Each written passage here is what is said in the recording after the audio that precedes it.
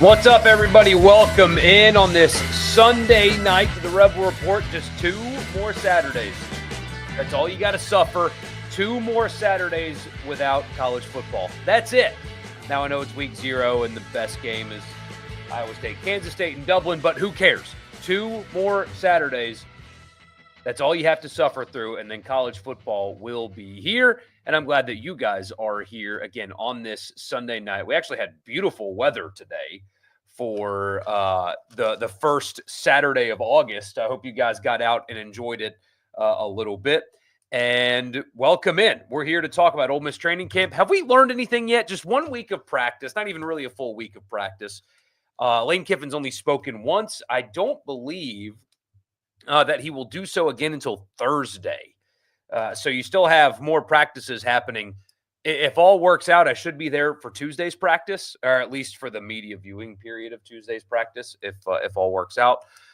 We're doing back-to-back days in Oxford for the radio show. Tuesday, like I told you guys, is one that I don't think you're able to come to. But Wednesday, we'll be at the library. So come see us at the library, 3 to 6. Richard has found a way to work himself into these camp tour shows. How dare he?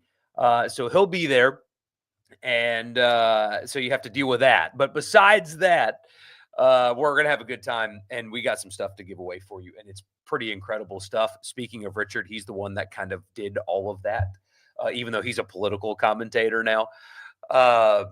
He's the one that worked all of the giveaway stuff for those shows. And I'm telling you guys, it's not like your typical radio show giveaways where it's like concert tickets to a band you've never heard of or the minor league baseball game. No, it's like some real stuff that you want to be there for. So if you're in Oxford, come see us, please. Would love to see you. But after Tuesday, I should be at practice. And so that'll be Tuesday's show, by the way. We'll actually get to talk about that. It will not be live, though, because I'll be driving back. I've got a snip, snap, Oxford back. But that is okay. Glad you guys are here. We're talking about training camp tonight. What have we learned so far after 1 week of practice? Don't forget to subscribe if you have not already, wherever you get your podcast. Just search Rebel Report and subscribe and leave a rating and a review. And wherever you are, if you're on YouTube, like, subscribe, comment, hit the notification bell as well. Would love to have you guys a part of it wherever and however you can. And this edition is brought to you in part by Toyota of Brookhaven. Check them out online at toyotaofbrookhaven.com. Exit 40 in Brookhaven. But as I tell you guys every single time, you don't have to live in the area to get a great car buying experience. I went nearby, bought a bad car from a place that worked one over on me, is what they did.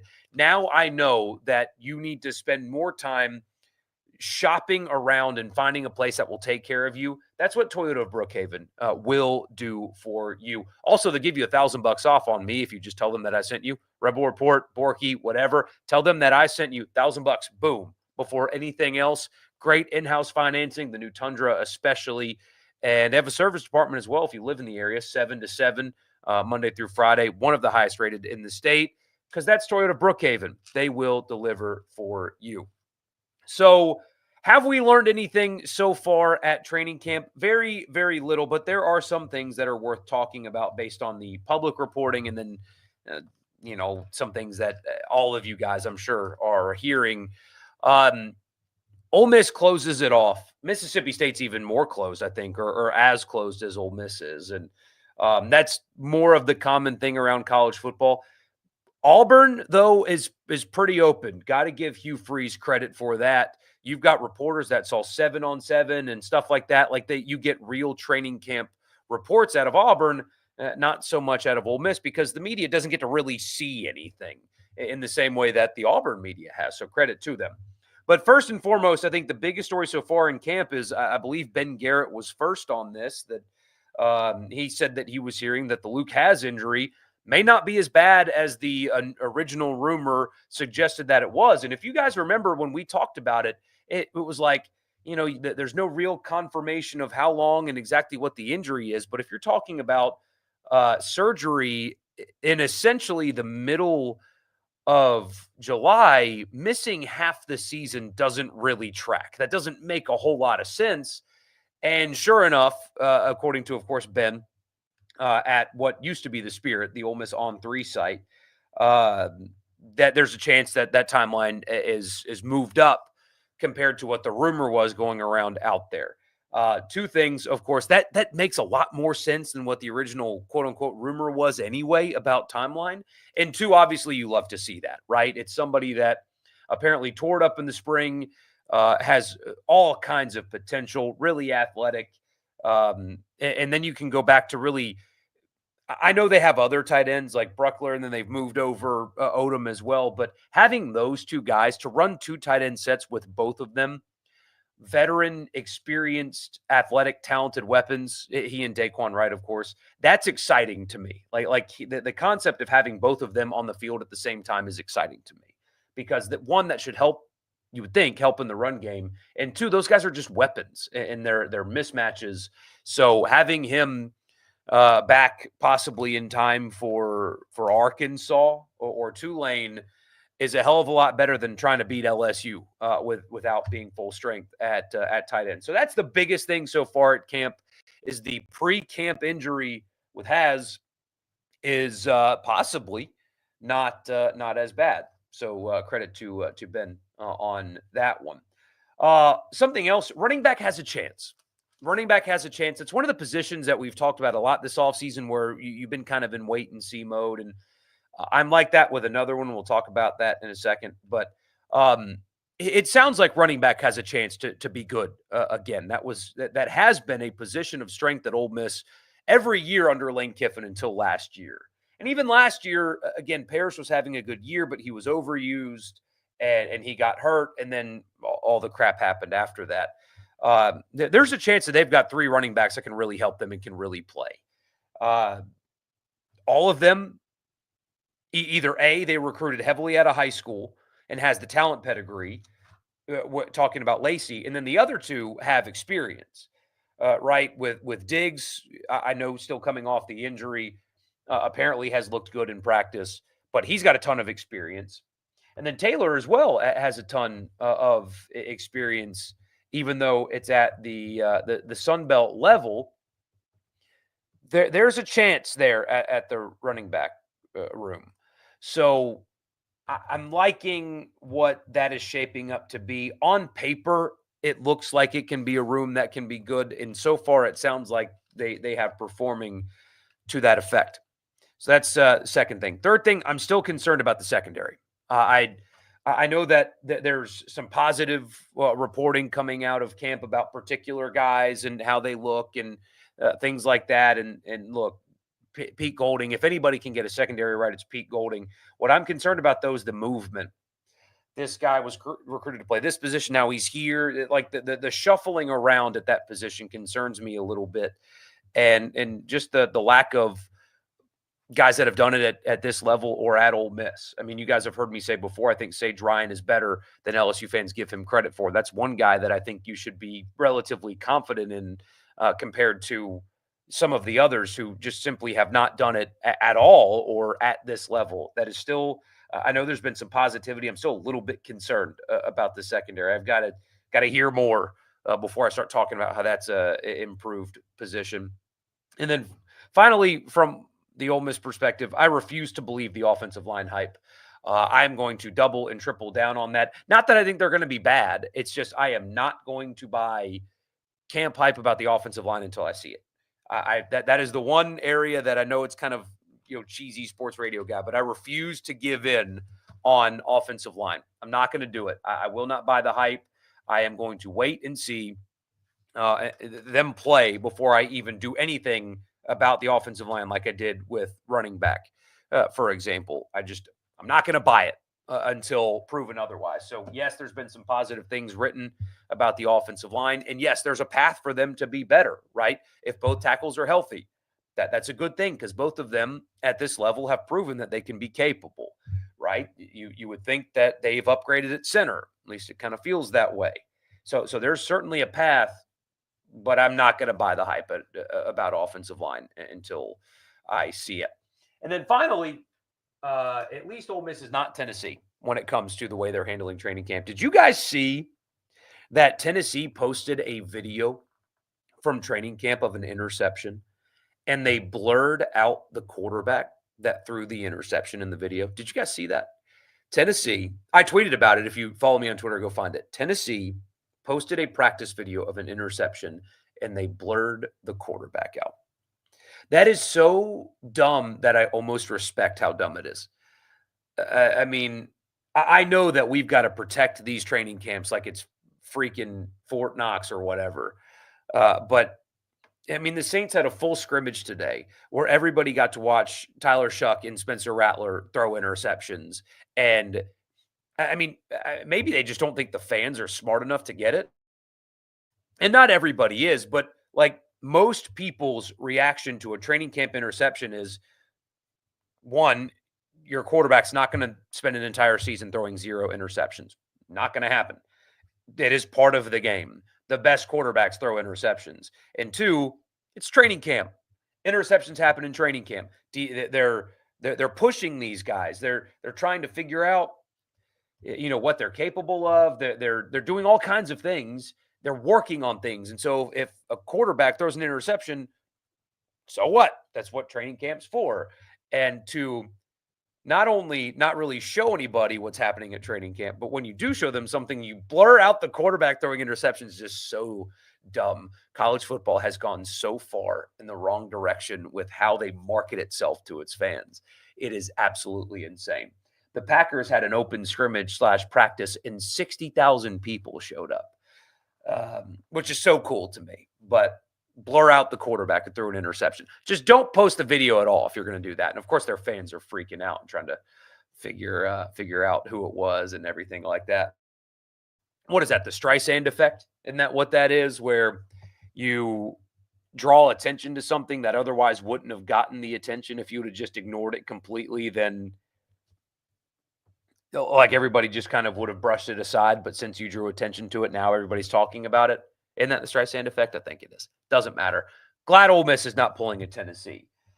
Ole Miss is going viral for other practice video reasons. Not bad highlights, just an equipment situation. So anyway, glad you guys are here. We'll get to your comments after I tell you the podcast is brought to you in part by Advantage Business Systems. Check them out online at absms.com. Advantage Business Systems. If you are a Mississippi business, anywhere in the state, and you need office technology, copiers and printers, mail machines, cloud storage, data security, whatever it is, if it's tech, if it's in the office, absms.com is the website. Tell them I sent you, and they'll give you an assessment completely on me. absms.com. Also, Priority One Bank. They have locations scattered across the state of Mississippi, so there's very likely to be one in your backyard. And tell them that I sent you. Of course, they'll take care of you, but more importantly, they won't take care of you because you told them why you're there. They'll take care of you regardless of why you're there. They have local loan servicing and decision making, so it's somebody that you sit down with face to face. Priority One Bank makes you their priority every single time. Good news to start. You got a yes. She's way too good for me. I couldn't be more blessed. That's awesome. Austin, congratulations, man. God bless her as well. I'm kidding, of course, man, but that's really exciting. Here's some advice for you. This is the only advice that I am comfortable giving because I am not the kind of person that should be giving anybody advice. Take if her dad or somebody offers you guys money to go elope, do that instead of throwing a big wedding. Just take the money and go to the Caribbean and elope and use it for buying a house because weddings are insane to plan and everybody kind of forgets about them anyway. So if you have that option, take that option. That's the only advice that I've got for you. Otherwise, you're on your own. Based on the 2-minute clips from training camp, Ole Miss is the greatest team of all time, and they're going 12-0. Oh, absolutely. Thoughts on the questionable video LSU posted and quickly took down yesterday? Yeah, look, I mean, Twitter did what Twitter does with that. The people, the video people should have known better that what kind of reaction that would, the fanning of the flames that would create. It was an awful situation that happened at Notre Dame. And I'm sure the video people got a nice lecture about that because that was just, um, you know, a misstep on their part from their perspective, from the video crew's perspective. They did a cool highlight video without realizing what that would create. But that's what that's what you know, having Brian Kelly as your coach, when you make reference to that, that's the reaction that you'll get.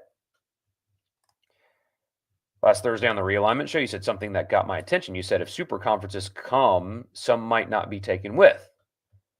Would we, being Ole Miss, have anything to worry about? Not as long as it's continuing to be run the way it's run. No, you would not. Because it's not about TV markets anymore. Forget the market thing. It's not about markets. It's about how much attention you draw. And those kind of sound like they're the same thing. They're not. I mean, is Boston College really important because they're in Boston? No, that's a very 2014 line of thinking. It's do you have brand power? Do you draw interest? That's what it is. That it's not about TV markets anymore.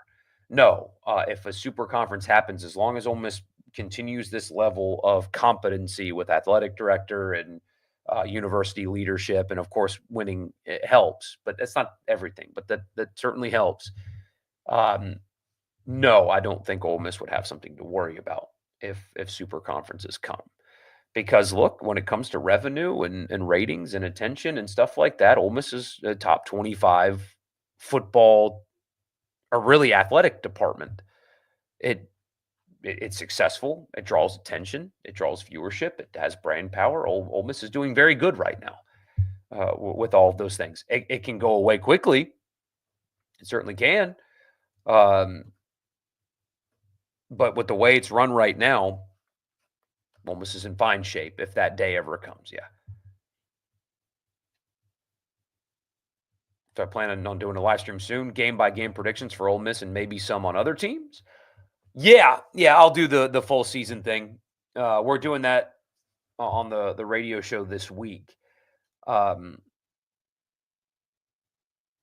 where we do national champion, SEC champion, Heisman Trophy winner, Connerly winner, and I think that's just the 4 that we do. But yes, we will do an official prediction show as well on the radio show, and once that's done, we'll do that here as well. If you're cutting fat, what happens to Mississippi State? I don't know. What I know is if that day comes, you want to be on top of your game. You want to be at your best when that day comes. And that's still, Oregon State and Washington State got left behind. I still can't quite figure out why the ACC added Stanford and Cal. Just handed them a life. Just tossed them a flotation device when they were sinking, and no reason to do that. Stanford and Cal in the ACC is so stupid. It makes no sense at all. A very bad mistake on their part. I don't know. I don't know what happens to a Vanderbilt if that day comes. Maybe Nashville's enough to keep them around. I don't know. Market doesn't particularly matter. Nashville may be a different animal. I don't know. I just know that you want to be on top of everything if and when that day comes.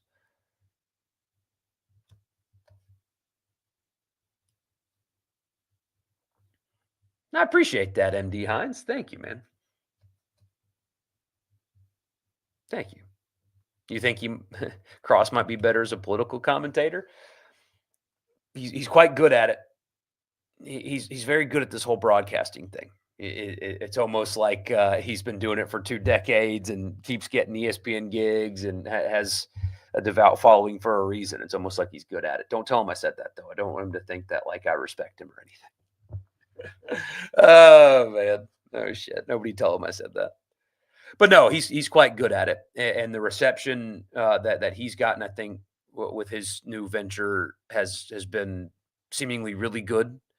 Everybody I talk to about this, like just people that I run into, like at Primos and stuff, seem to really like what he's doing. And luckily as well, even though they're just saying it to my face, maybe the message boards feel otherwise, but people seem to like what Hayden and I are doing too. Uh, and I don't know. I think it's been really fun and really good. And um, I'm concerned about uh, me burning myself out this football season, though, now with Friday nights completely occupied. So, I mean, regular work week and then Friday nights and then post game Saturday. And then also, trying to be a dad and a soccer dad this year, just like last year, I guess. And um, doing all those things. So I hope I don't burn myself out. Sounds kind of dumb, I know, but we'll just make sure we drink a lot of coffee. We'll be all right. They had a problem with Prescorn being hurt to start 2023. They're deeper there now, but getting Has back that early would be big because Caleb Odom isn't a reliable option and Wright is really your guy. Yeah, very well said. If they didn't have questions and so many new faces in the secondary, I'd pick them to upset LSU, but I just can't. That's going to be a huge problem. Yeah, and like I said, and maybe it's nothing. Maybe I'm overthinking it, but the amount of shuffling around that's been happening there is concerning to me. Arkansas game is going to be an interesting test early on. Oh, yeah, because, I mean, Green's an athlete. He can scoot. They'll be schemed well. Yeah. Tennessee's taken a major step back this year. They were bad on offense last year, and now they're a mess at quarterback. Going to lose some toss-ups for sure. Let's see. Yeah, it's fun. And I don't think Nico was particularly good last year. And frankly, I don't think he's going to be particularly good for UCLA this year either. But it's very easy in April to say, wow, Josh Heupel, awesome. Look at what he did. Took a stance on principle. Well, what happens if he goes to Mississippi State and loses? I mean, I know they went 2-10 last year, but in SEC football world, going on the road and losing is not an insane thing to think, right? Like that's not insane. But they'll already probably have a loss by then with Georgia in week 3. They still have to go to Tuscaloosa. They still have to go to Florida. They expect playoffs this year. Hope they have another defensive player with Pooh Paul's physical style. His style reminded me of Rodney Harrison. Pooh Paul really made games fun to watch. Linebacker is another position where it sounds like they may have found something with Chambers in particular, but I really like Daugherty a lot.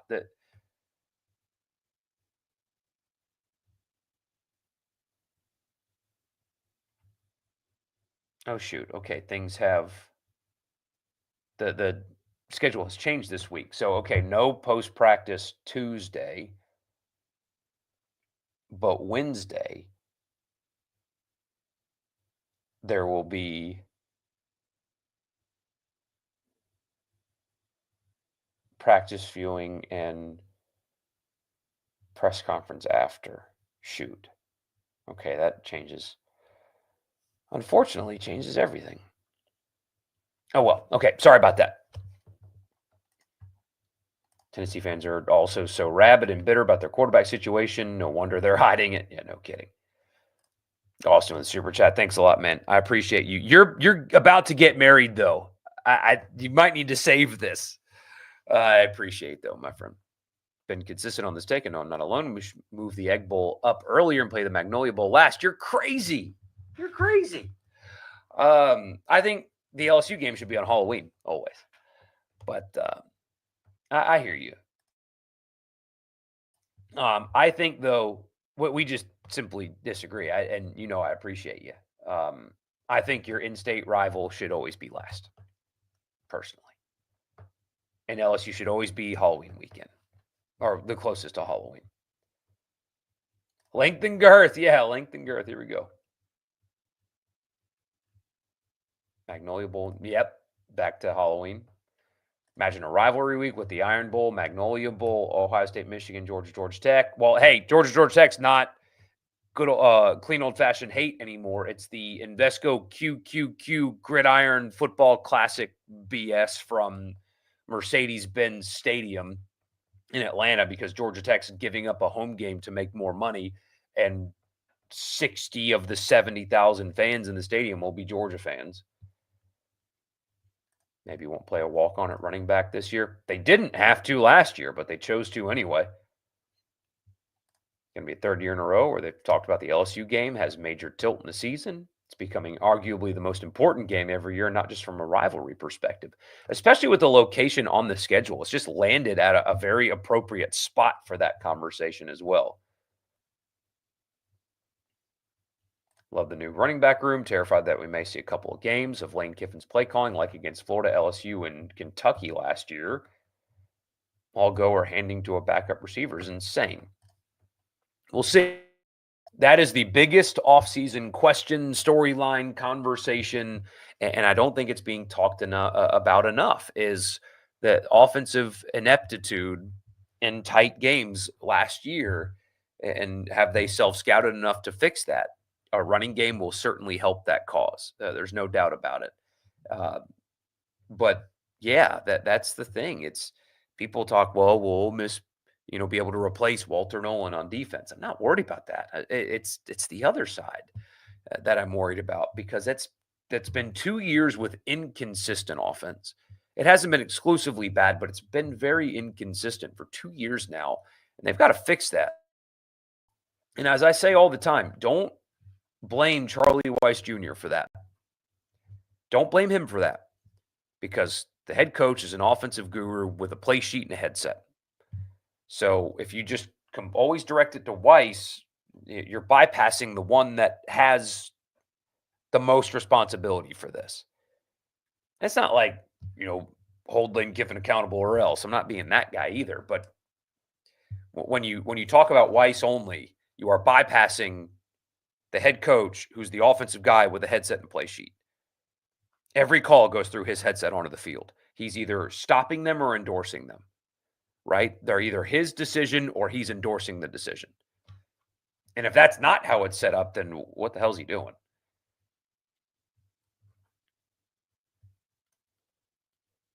Normal Californians are now sending their kids to SEC schools. No kidding. The growth is insane.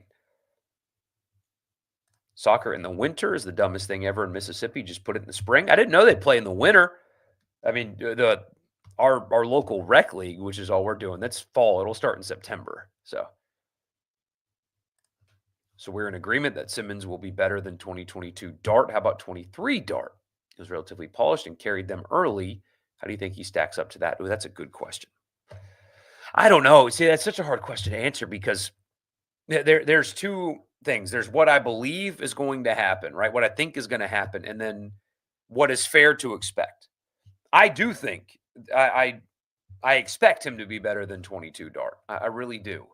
But it's not fair to, if he goes to Lexington and struggles, call him a bum. You know what? I'm trying to make sure that I don't talk about him in ways that makes it unfair, like we have unfair expectations for him. You know what I mean? The ceiling is so incredibly high. So high. But what if he's not there yet? So I don't want to just talk all this hype and Heisman and all that stuff with Austin Simmons, because what if he's not ready yet? It's okay that he's not ready yet. But anyway, what's the best movie I've seen this year? Ooh, I don't watch many movies. I mean, I think that I've only watched, gosh, is it only two? Okay, that's not true. New movies. I think I've only watched two this year, and it's the new Lilo and Stitch and then Happy Gilmore. Otherwise, we're just watching, superhero movies on rotation, or Despicable Me 4, stuff like that. I don't really watch movies as much as I'd like to be honest with you. What I think about Carson Beck at Miami, they host Florida in week 4. It's a huge game. I think that he's going to be a disappointment again. Heupel has proven he can win consistently. They're kind of in the same boat. Defense carried them to the playoff last year. I've learned a lot already. In your opinion, this team is not quite as talented as last year, but it's a heck of a lot deeper. Taking Centurion Perkins, taking out Centurion Perkins, who do you think on defense is most likely to end up first team All SEC? Xavier Harris. Absolutely can be that guy. Apparently Ricky Fletcher's made waves. That would be a good development. It's been a while since he's played a lot of football due to injury, of course, and that was at the Sun Belt level. But the talent's there. Once the Titan Stadium is finished, I bet Tennessee Vandy's move there when it's in Nashville. Oh, I bet so much money on that. If they're getting new Realtree helmets this year, I believe that would be the case. I think that's the case. I don't know for sure though. Yes, they should be better, but it is some good though that they are 21-5 in the last 2 years with inconsistent offense. Going 10-3 last year was beneficial, even with the failure. If you get me, absolutely. Has Ole Miss single game tickets gone on sale yet? I don't believe so because they sold out. And so single game tickets will only be available when the opponent returns their allotment. I guess I could probably check for you though. Because yeah, they sold out season tickets and student tickets. So the only single games that would be available is if an opponent has returned some of their allotment. Now, I would imagine that here, single game tickets, learn more. I'm just going to provide a service for you. Okay, they're not available yet, but you can fill out a form on the website. You can fill out a form that they will alert you if the game that you select is available. So there's the whole list of home games. You can get them to send you a message when single game tickets become available for those games. But like LSU, there's not going to be. Well, shoot, teams are returning their allotments more than they ever have. So maybe LSU does become available because, again, people are traveling less and less. But there will be your opportunities for sure. Maybe we take too much from the tail end of last year, but the Gator Bowl performance at least keeps goodwill. Yeah, and we talked about it at the time. I don't, because too many people said, "Oh, well, they're just playing because they're getting their Grove Collective check." Yes, right. Like that was absolutely part of it. But they played well. Like they were locked in and focused and ready to play. And culturally, I thought that was a good sign that they were able to keep them engaged, even though a lot of guys were only there to collect a check. But they went there and they went and kicked some ass. Like I really liked that about the end of last season was, it kind of felt like the Egg Bowl. They were going through the motions a bit. Uh, but they went to Jacksonville with 15,000 people in the stands and played well. I thought that was an encouraging cultural sign. But anyway, favorite superhero movies, our favorite superhero movies. Probably Guardians of the Galaxy. The third one is weird. I really didn't like the third one, and he doesn't really like it that much either. Um, the first two are great. I think the second one's his favorite though.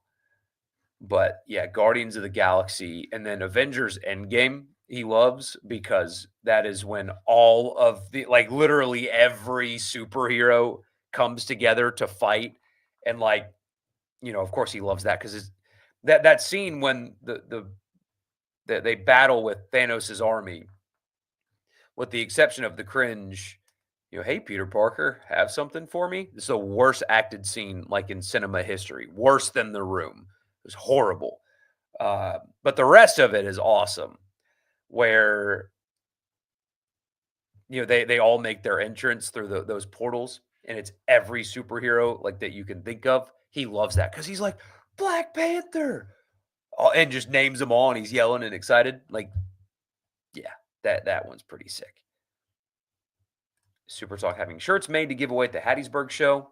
Lost my camera again. We are, but they're not just regular old shirts.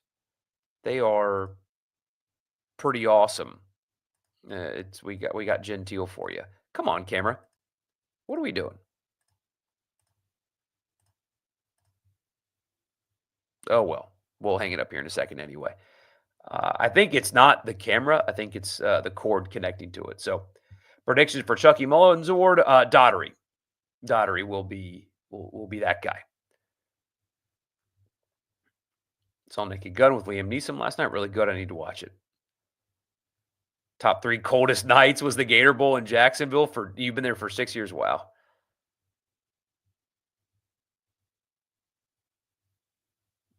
Guess who's making said shirts? You are? Interesting. I did not know we were getting that. But anyway, guys hear me still?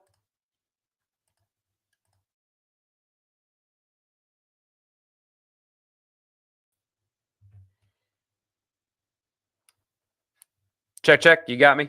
Okay. Whew, sorry about that. This is a pain in the butt. But anyway, I might as well hang it up here because we're just a screen. There we go.